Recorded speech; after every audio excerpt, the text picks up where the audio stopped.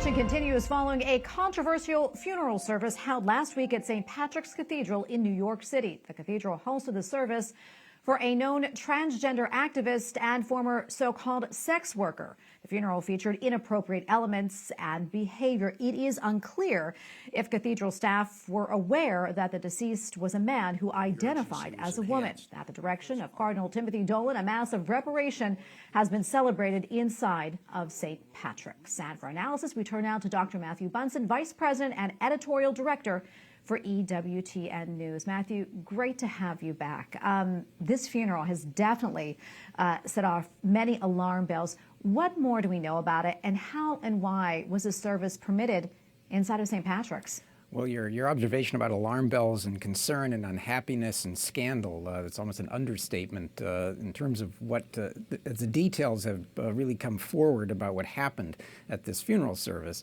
We know that after the passing of this transgender activist, that those around this person targeted specifically St. Patrick's Cathedral in the hopes of having a funeral there.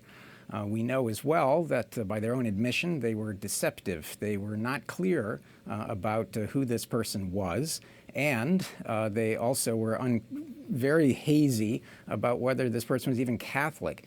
So we know as well, based on the reaction from St. Patrick's Cathedral, that this deception was executed, and apparently the service went ahead. The rector the pastor for St. Patrick's Cathedral made the observation that this was sacrilegious and deceptive. And I think that's a very useful pair of words for exactly what happened at St. Patrick's.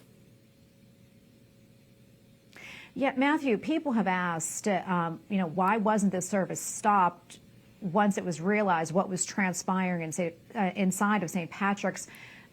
Do we know any more about that, and would that have even been possible? Well, we know that once the service began, what was apparently going to be some sort of a funeral mass was suddenly shifted or changed to a funeral service. You can actually hear that being said on the live stream of the funeral service.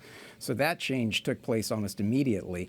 I think the decision to allow this to proceed was one that they made on the spot. I would imagine that looking back on it, they may regret this. Although, as the Archdiocese went at some lengths to point out that those who ask for a funeral are given welcome. I think this is an episode, however, where appropriate due diligence might have been very important here. Yeah, and as we mentioned, there has since been a reparation mass inside of St. Patrick's. What's involved in that, and how unusual is it for that to take place? Well, a reparation mass is sometimes and unfortunately needed. We had one just last year, for example, in the Diocese of Brooklyn, when a church there was used for the filming, sacrilegious filming of a violent and overly sexual video. A massive reparation was held there, and the phrasing that was used at that time was a restoration of the sanctity of the church. Certainly, we wanted to have restored to St. Patrick's the sanctity of this sacred place. But a massive reparation is also for the expiation of our sins and sins that might have been committed. And in this case, I think a massive reparation was more than appropriate for St. Patrick's Cathedral, given what all of us saw transpire there. Yeah, and what do you think is the main takeaway from all of this? I think one of the biggest takeaways from this is we need to do due diligence as a church. This is a wake-up call, not just for St. Patrick's Cathedral, but for churches and dioceses all over the United States and even around the world.